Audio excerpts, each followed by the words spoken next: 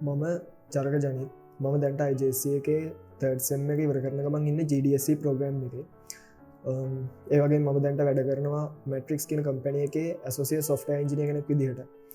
මම පාසල්ගියේ වේල්ස් කුමර විද්‍යාලයට මොරටුවේ මගේ ලෙවල් ඉවරුණාට පස්සේ මම ID ඉන්ඩස්ට්‍රිය එකට එන්න හොඳ ඉන්ස්ටිටියුට් එකක් බලද්දී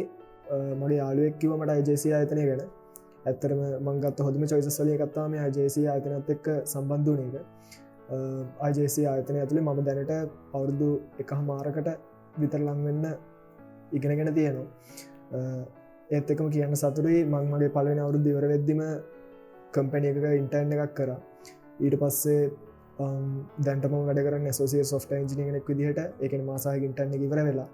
ඇත්තරම ලොකු පන්නරයක් ලැබුණා IJC ආයතනයෙන් මට මේ තැනට එන්න ඇත්තරම එඩියුකේෂනල් පැත්ත විතරක් නෙමෙයි